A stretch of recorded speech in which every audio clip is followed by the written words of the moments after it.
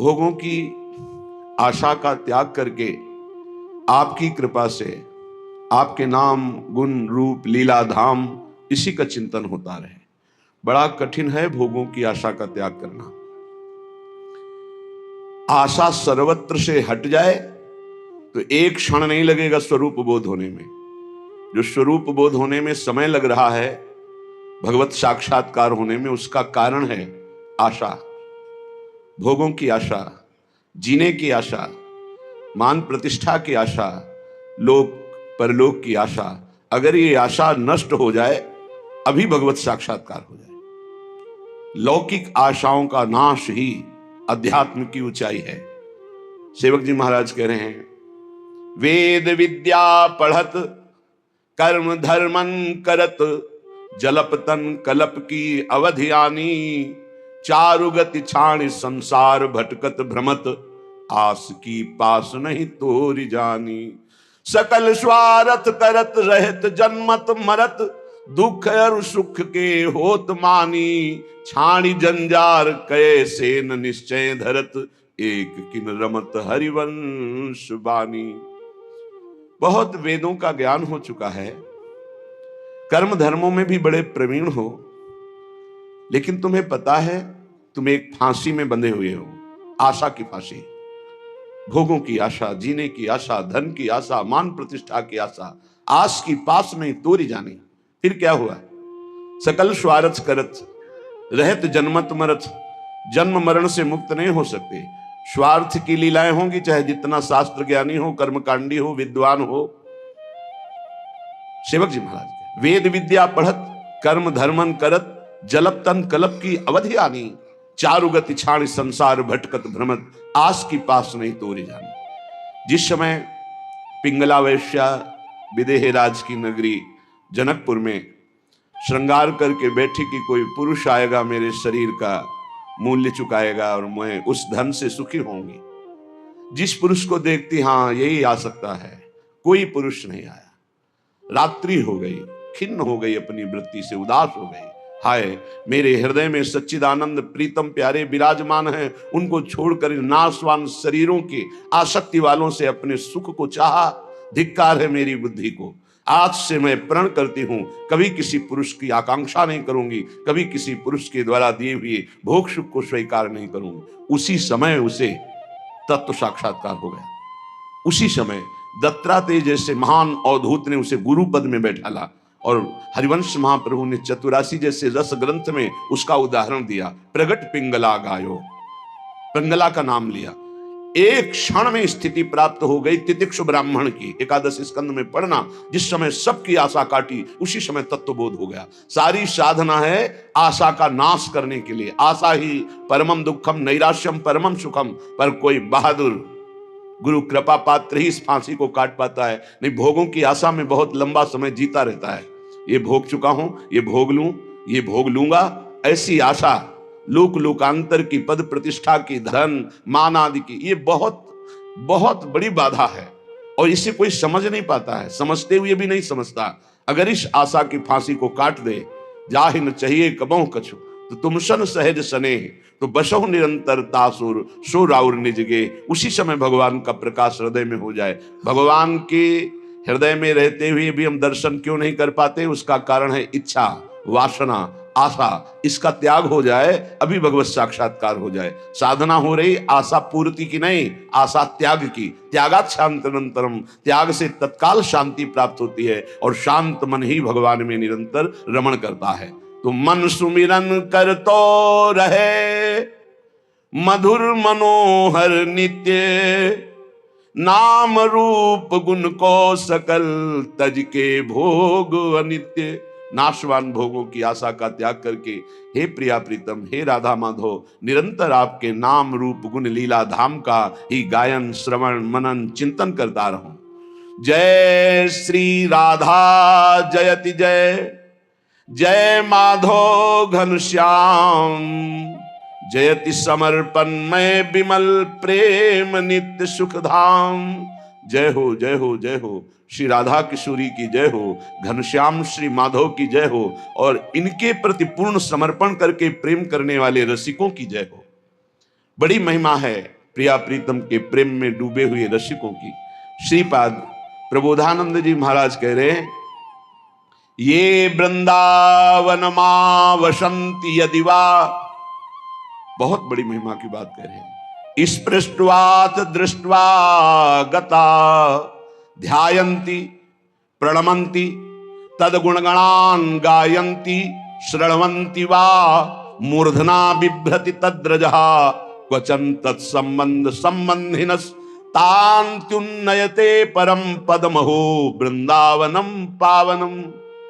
अगर ध्यान से इसको बैठा लोगे तो निश्चिंत हो जाओगे।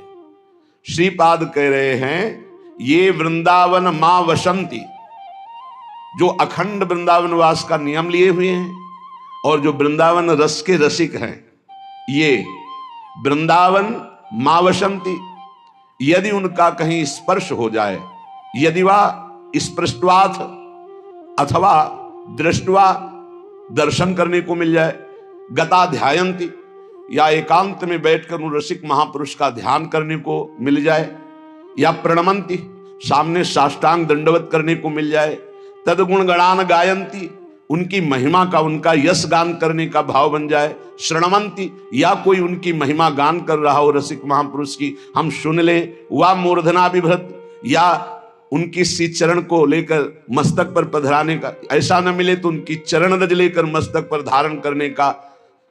श्रीपाद कह रहे, तद्रह क्वचन तत्संबंध संबंधिन, यदि सीधे रसिक महापुरुष का संपर्क ना हो तो उनसे संपर्क करने वाले का स्पर्श हो जाए, दर्शन हो जाए, संभाषण हो जाए, या एकांत में उनका चिंतन हो जाए, तो श्रीपाद कहे परम पदमहो वृंदावनम पावनम, वृंदावन में विराजमान परम पवित्र रसिक महापुरुष का ध्यान, स्पर्श, संभाषण, प्रणाम, उनकी चरण रज, उनका चिंतन यदि हो रहा है तो निश्चित आपको परम पद प्राप्त हो जाएगा। देवर्षि नारद जी ने भी कहा है, मात संगस्त दुर्लभ हो, बड़ा दुर्लभ है महापुरुषों का संग, पर अगम्यो यदि निर्वाह कर ले जाओ तो अमोघस्य निश्चित भगवत प्राप्ति हो जाएगी। श्री जी संबंध का निर्वाह करती है, हमारी प्रिय सखी का शरणागत है, बस इस बात से श्री जी महल खवासी दे, अपने श्री चरणों की सेवा, अपने महल का वास प्रदान कर देती है। दर्शन, सेवक जी महाराज ने कहा है, दरस परस अघनास बास निज संग करो दिन, तीन मुख हरिजस सुनत श्रवण मानो नत्र पित छिन, कलिय भद्र बरनत सहस कलिकामादिक दोष सब। जितने दोष हैं कलयुग के, कामादि दोष हैं, ये सब रसिक महापुरुषों का संग हृदय से किया जाए तो उनके दर्शन से, उनके स्पर्श से, उनके संभाषण से नाश हो जाता है। गंगा जी भी ऐसे रसिक महापुरुषों के स्पर्श की आकांक्षा करती है कि वो कभी हमारे में चरण रख दें तो हम निष्पाप हो जाए। ऐसे रसिकों का स्पर्श, संभाषण, दर्शन, श्रीपाद कह रहे हैं, यदि दर्शन ना हो, स्पर्श ना हो, संभाषण ना हो तो उनके जो संबंधी हैं उनका दर्शन, संभाषण, स्पर्श हो जाए तो निश्चित परम पद की प्राप्ति होती है। क्या है इसमें दर्शन संभाषण में? क्योंकि उनके अंदर प्रिया प्रीतम के प्रेम परमाणु है, प्रिया प्रीतम की वार्ता है, प्रिया प्रीतम का अनुराग है, प्रिया प्रीतम की आसक्ति है, तो उनके संग से हमारे हृदय में श्यामा श्याम की निश्चित आसक्ति प्रकट होती है। ये बड़ा सौभाग्य का विषय होता है जब कोई रसिक महापुरुष हमें अपना कह दे, ये अपने जन हैं, या एकांत में जब वो श्री जी के चिंतन में हो, उनके ध्यान में कभी हम आ जाएं, इस भाव से कि अपना दास है, ये अपना सेवक है, ये अपना निज जन है, ये श्री जी का जन है, निश्चित आशीष जो प्राप्त होता है, जो जीवन का परिवर्तन करता है, ये हम गूढ़ बात कहते हैं, वो मांगने से नहीं मिलता है, वो हाथ रखवाने से नहीं मिलता है, वो मिलता है जब वो भजन में बैठे होते हैं और अचानक आपकी किसी सेवा, दैन्यता, कोई ऐसा आचरण जो उनके हृदय पर प्रभाव डाल चुका है, उस समय आपकी याद आ गई और उस याद में जो आपके पास गया, श्री जी के चिंतन से डूबा हुआ वो भाव, वो आपका परम मंगल, परम कल्याण कर देता है। इसीलिए हरिवंश महाप्रभु ने सीधे श्यामा श्याम की प्रीति की बात न कह के कहा, श्याम श्यामा पद कमल संगी सिर नायो। जो श्यामा श्याम के चरणों के अनुरागी हैं उनके चरणों में सिर नवाए। कह रहे निश्चित परम पद प्राप्त हो जाता है। प्रभु अपने जन से ज्यादा अपने जन के प्रति प्रेम रखने वाले को दुलार करते हैं। सेवक जी महाराज कह रहे, जो हरिवंश उपासक सेवय सदा सेवूं ताके चरण विचारी, और जो हरिवंश को धर्म सिखावे सोई तो मेरे प्रभुते प्रभु भारी। वो मेरे प्रभु से भी बढ़कर प्रभु है, जो मुझे प्रभु की बात सुनाए। जिनके जाने जानिए युगल चंद सुकुमार, जिनके परिचय कराने से प्रिया प्रीतम से हमारा परिचय हुआ, हम ये जान पाए कि हमारे प्राणाधार जीवनधर राधा माधव श्यामा श्याम, उनको उनसे भी अधिक भाव करके मानना ये निश्चित परम पद की प्राप्ति का हेतु है। श्रीपाद कह रहे श्रीमद वृंदावन भुवि महानंद साम्राज्य कंदे, बंदेयम कंचन विरचिता मृत्युवास प्रतिज्ञम, श्री गांधर्वा रसिक तिलकौ स्वेश योग्यम यमेकम, ज्ञात्वा न्योन्यम विमशत इदम कीदृशोन्वेष भाव्य। ये श्री वृंदावन धाम महाप्रेम का साम्राज्य स्थल है। यहां पर जो ये प्रतिज्ञा कर लेता है, वंदेयम कंचन विरचिता मृत्युवास प्रतिज्ञम, ये स्वर्णिम भूमि जो वृंदावन है, इसमें जो नियम ले लेता है कि मैं मरने तक यहां से बाहर नहीं जाऊंगा, इसके बाद कोई शरीर को क्या करे हमें कोई परवाह नहीं, पर मैं वृंदावन से बाहर नहीं जाऊंगा, इसकी बहुत बड़ी महिमा है। ये बहुत बड़ी लाभ की वृत्ति, अनंत जन्मों की हुई अपराध सब क्षमा हो जाएंगे और निश्चित भगवत प्राप्ति हो जाएगी। पहला उपाय बताया, वृंदावन रसिकों का स्पर्श संभाषण दर्शन ध्यान प्रणाम चरण रज निश्चित परम पद प्रदान कर देती है। दूसरा उपाय बताया, सीधाम वृंदावन का आमरण व्रत ले लेना। सीधाम वृंदावन के बाहर कभी भी हम नहीं जाएंगे। कल हमसे किसी ने प्रश्न किया था कि हम कितनी सीमा माने वृंदावन की अखंडवास के लिए, तो 3 वृंदावन का वर्णन हुआ है, गोष्ठ वृंदावन, गोपी वृंदावन, नवनिभृत निकुंज वृंदावन। हम तीनों का एक साथ लेते हैं। हम ब्रज 84 कोष के अंतर्गत का वास स्वीकार करते हैं कि अगर हमें कहीं जाना है तो बस ये ब्रज 84 कोष के अंतर्गत, इसके बाहर नहीं। हम बरसाना दर्शन, नंदगांव दर्शन, गिरिराज जी दर्शन और मथुरा की भी परिक्रमा होती है, कार्तिक मास में परिक्रमा होती है। श्रीधाम वृंदावन और मथुरा ये सब परम पूज्य है। अगर मथुरा भी जाना पड़े तो ये हमारे ब्रज से कोई दूर नहीं है। परिक्रमा ब्रज 84 कोष के अंतर्गत मथुरा भी आता है। मथुरा से ही कहीं कहीं प्रारंभ होती है। जब परिक्रमा दी थी तो मथुरा से ही होकर आए हुए थे, तो मथुरा भी परिक्रमा के अंतर्गत ही आता है।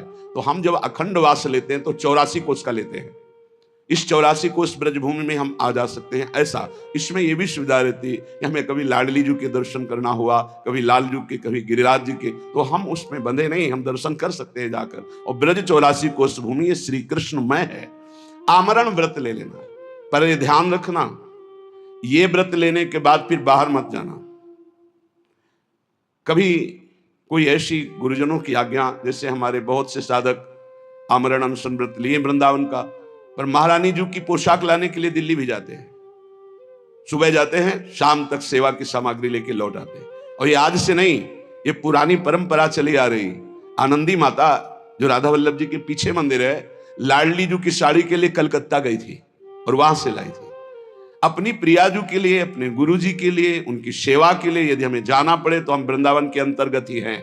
हम वृंदावन से बाहर नहीं, क्योंकि उनकी आज्ञा में है, उनकी इच्छा में, उनकी सेवा में, उनकी आज्ञा। अपनी किसी इच्छा या अपनी किसी सेवा के लिए या अपनी किसी दुख निवृत्ति के लिए हम नहीं जाएंगे, पर गुरु जी का आदेश हो जाए तो इसी क्षण जहां वो आदेश कर दे।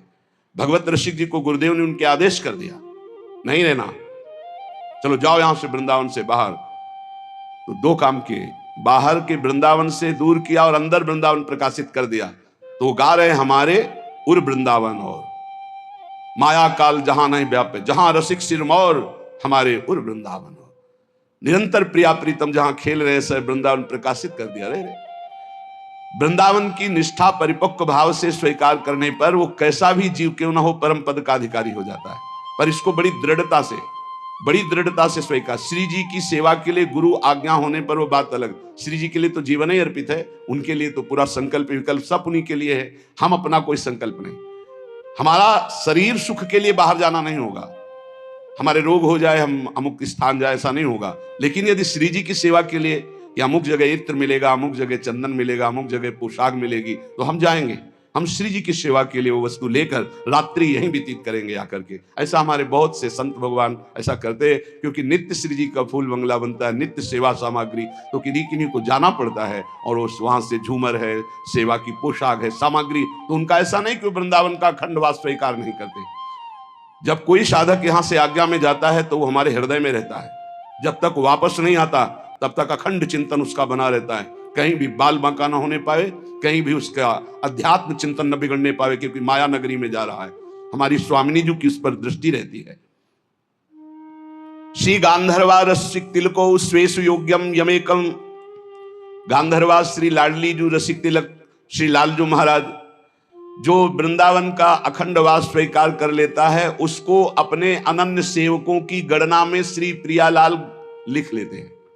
केवल अनन्य वृंदावनवासी, अखंड वृंदावनवासी, ये बहुत बड़ा व्रत है, बहुत बड़ा व्रत। अंतिम जन्म है जिसका, वही ये व्रत ले। और इसका निर्वाह, बहुत कष्ट की परिस्थितियां आ सकती हैं, लेकिन टूटना नहीं। कोई भी कष्ट तुम्हें परास्त नहीं करेगा, पर तुम टूटना नहीं। अगर आमरण अनशन जैसे परीक्षित जी ने लिया, तो 7 दिन में भगवत प्राप्ति कराने के लिए बिना बुलाए सुखदेव जी आ गए, बिना बुलाए। ऐसे ही आप आमरण व्रत लीजिए वृंदावन का, तो बिना किसी याचना के किसी सिद्ध रसिक महापुरुष का सानिध्य प्राप्त हो जाएगा और प्रिया प्रीतम की प्राप्ति हो जाएगी। जो श्री राधा किशोरी की उपासना करता है, कौन बाधा उसे परास्त कर सकती है? राधा राधा राधा, अगाध प्रेम रस प्रदान करने वाली, अगाध संपत्ति प्रदान करने वाली श्री लाडली जी का नाम राधा। जो राधा राधा आराधना करता है, तो कोई भी बाधा, कोई भी अपराध उसे छू नहीं सकता, कोई भी अपराध छू नहीं सकता। ये पक्का समझो। हरिराम व्यास जी ने कहा है, शाप ताप रोग शोक दारुण दुख हारी, ये लाल इष्ट दुष्ट दलन कुंज भवन चारी। श्याम हृदय भूषण जित दूषण हित संगी, श्री वृंदावन धूरि धूसर रास रसिक रंगी। शरणागत भय विरद पतित पावन बाने, व्यास से अति अधम आतुर को न समाने। श्री राधा प्यारी के चरणारविंद शीतल सुखदाई। साप, किसी का साप राधा उपासक के ऊपर लागू नहीं हो सकता।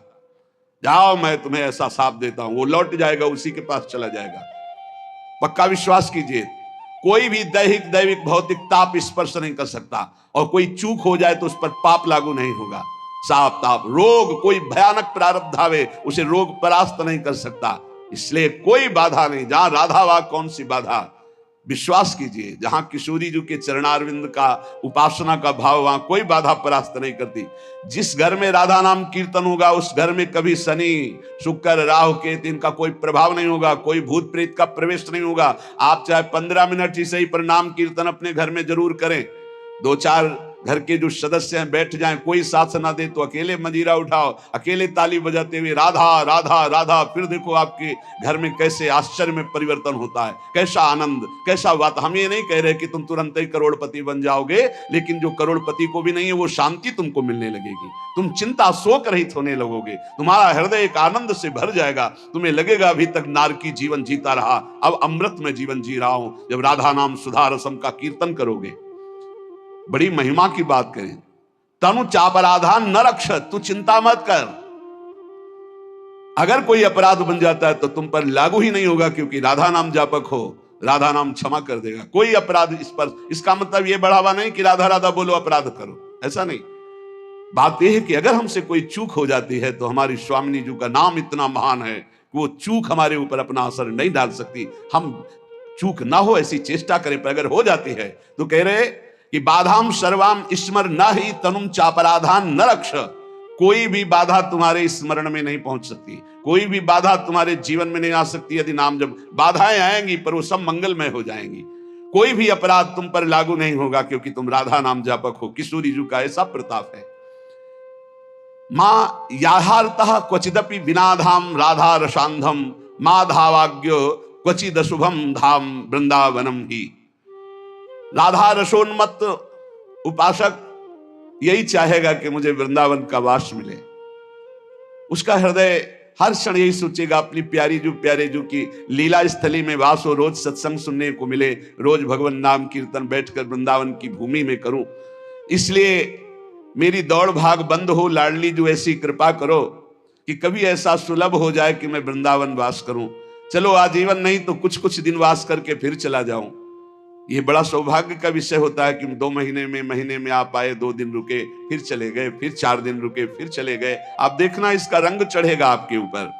श्रीधाम वृंदावन का आश्रय, श्रीधाम वृंदावन का वास, वृंदावन के रसिकों का संग, राधा नाम का जप और प्रिया प्रीतम की उपासना, इससे बढ़कर त्रिभुवन में कुछ नहीं है। पर ये उपासना तभी रंग लाती है जब रसिकों का संग मिल जाए। बिना रसिकों के संग के ये रंग ही नहीं चढ़ता, ये समझ में ही नहीं आता है। बहुत ज्ञान विज्ञान की बातें बघारते रहते हैं, पर आशाएं अंदर से नहीं जाती, भोग इच्छा अंदर से नहीं जाती, इसीलिए ना तत्वबोध होता है ना भगवत प्रेम होता है। श्री भगवत ऋषिक जी महाराज कह रहे हैं, उपासक प्रायः माया के आकर्षण में दौड़ने लगता है। इच्छा तो है भगवान की प्राप्ति हो जाए, झंझट खत्म हो, लेकिन वासना इतनी प्रबल है कि वो उपासना में रत न रह करके वो भोगों की तरफ ले जाती है। कह रहे हैं कि माया को सब जग भजे, माधव भजे न कोय, और जो कदापि माधव भजे तो माया चेरी होए। माया चेरी होए रहे चरणन लपटानी, ज्यो मलयज के संग सहज सौरभ सुखदानी। भगवत रसिक अनन्य होए सदगुरु की दाया, तो माधव से मन लगे मोह छूटे मद माया। अगर गुरुदेव की कृपा हो जाए तो माया से मन हट जाए, अहंकार से मन हट जाए, नहीं ये कर्ता भोक्ता भाव में माया के पीछे लगा हुआ है। संसार के जितने भी हैं जीव, ये सब माया के वशवर्ती हैं, माया के अधीन हैं। और जो उपासना में लगते हैं तो भी उपासना हरि की करते हैं, ये हुई साधना, और साध्य बना लेते हैं माया का। बहुत बहुत स्पष्ट बात है। यद्यपि साधना हरि की, उसमें जो हमारे पास विषय सामग्री है उसे साधना का एक अंग बना लेते हैं और साध्य बनाते हैं भगवत प्रेम को, भगवत साक्षात्कार को, तब तो उपासना सही बनी। लेकिन उपासना हरि की, जैसे लीला गायन है, नाम कीर्तन है, भगवत आराधना है, लेकिन साध्य हम मान लेते हैं माया को। ये धन मिल जाए, ये मकान बन जाए, ये भोग सामग्री मिल जाए, तो बोले माया कभी पकड़ में नहीं आएगी। ये मायापति के भजन में जब तक चित्त नहीं लगाओगे तो माया पकड़ में नहीं आएगी। जहां मायापति माधव का भजन शुरू किया तो माया तुम्हारे चरणों की चेरी हो जाएगी। चरणों की चेरी, जो इच्छा करोगे तत्काल उसकी पूर्ति हो जाएगी, तत्काल। ये देखा, मां की तरह माया ये पोषण करने लगती है ऐसे भक्त का जो केवल भगवत आराधना में रहता है। यद्यपि उसकी कोई इच्छा नहीं, यदि कदापि इच्छा कहीं से जागृत हो जाए किसी संयोग वसात, तत्काल उसकी पूर्ति हो जाती है, क्योंकि आज्ञा कानूनी माया बन जाती है जो माधव का निरंतर भजन करता है। जैसे चंदन के आसपास के नीम और बमूल भी चंदन के भाव बिक जाते हैं, ऐसे ही हमारी कोई योग्यता नहीं, पर यदि हम प्रभु का भजन करने लगे तो हम में भागवतिक सौरभ जागृत हो जाएगा और हम महान महान भक्तों की पंक्ति में आ जाएंगे। भगवत रसिक जी कहते हैं, जो साधक अपने गुरु को प्रसन्न कर लेता है, जिसके ऊपर गुरु की कृपा दृष्टि रहती है, उसके हृदय से मोह मद माया अपने आप छूट जाती है और माया सदैव उसकी सेवा में रहती है और माधव उसके हृदय में विराजमान रहते हैं। इसलिए सच्चा उपासक वही है, आशा जिज्ञासा नहीं, नहीं आशा उपदेश, नाम रूप रसना चखनी, यह समझे को देश, यह समझे को देश, सहज सब सो नहीं बोले, और बोले समयो पाए ग्रंथ संशय की खोले। भगवत रसिक अनन्य भानु लो करे प्रकाशा, हरे तिमिर अज्ञान ज्ञान दे पुजवे आशा। भगवत रसिक जी कहते हैं, उपासना के मार्ग में वही सफल हो सकता है जिसके हृदय में कोई भी आशा ना रह जाए। आशा बहुत बड़ी चीज है, बहुत बड़ी वस्तु है। ये बड़े बड़े साधन करने पर भी आशा बनी रहती, चार लोग प्रणाम करें, चार लोग यश कीर्ति, चार सुख सामग्री एकत्रित, ये आशा बनी ही रहती है। जब तक ये आशा है तब तक भगवत साक्षात्कार नहीं, इसी आशा को काटना है। भगवत रसिक जी कहते हैं, इस उपासना के मार्ग में सबसे खतरा है इस आशा से, भोगों की आशा, जगत की आशा, मान प्रतिष्ठा की आशा। कौन भगवान से मिलना चाहता है? कोई बिरला है। देखो ना आप, एक व्याकुलता प्रभु मिलन की नहीं, आशा है भोगों की। भजन कर रहे हैं भगवान का, आशा है भोगों की। बड़ी विचित्र फांसी है। उद्देश्य है भगवत प्राप्ति, लेकिन उस उद्देश्य की कोई आशा नहीं। आशा है भोगों की, आशा है जगत की, मान प्रतिष्ठा की। जगत यही सत्य माना जा रहा है। जगत बोले जिसकी ना कोई आशा है और ना कोई जिज्ञासा है, क्या जानना है? हमारे श्यामा श्याम, इनका नाम गुण रूप निरंतर हमें चिंतन करना है, इससे बढ़कर कोई ज्ञान नहीं। नाम रूप रसना चखन ये समझे को देश, जो निरंतर नाम जप करता है, नाम कीर्तन करता है, प्रभु के चरित्र सुनता है, प्रभु के चरित्र गाता है, रूप का ध्यान करता है, वही इस देश में उन्नति प्राप्त करता है उपासना मार्ग में। और ये बहुत कठिन है, बहुत हम देख रहे हैं, बड़ी बड़ी अवस्थाओं के उपासक हो जाते हैं, ना निरंतर नाम चलाने की कोई जिज्ञासा है, ना कोई भगवत तत्व की जिज्ञासा है, बस वो बाहरी बातें बताते हैं आकर के, इतना ये है, इतना ये है, ये अस्पताल खुलवा दिया, ये कर दिया, वो कर। विश्राम कहां है अंतर में? वो अशांत हैं। विश्राम कहां है? नाम रूप रसना चखनी या समझे को देश। जो निरंतर नाम जप रहा है, बलिहारी गुरु चरणारविंद की प्रथम में ही, प्रारंभिक अवस्था में ही ये बात बता दी थी। वो बैठ गई, कोमल हृदय बच्चा थे, वैसे फूस की झोपड़ी में रहते थे, ऐसे तखत के नीचे आसन हमारा लगता था जमीन में, और तखत में गुरुदेव, उठ बच्चा, 2 बजे रात्रि उठ, बैठ, भजन कर, और देख जब नाम जप का प्रभाव जगेगा तो भगवान की सुंदर मूर्ति आएगी, सुंदर रूप आएगा, तू लग उसी में लग।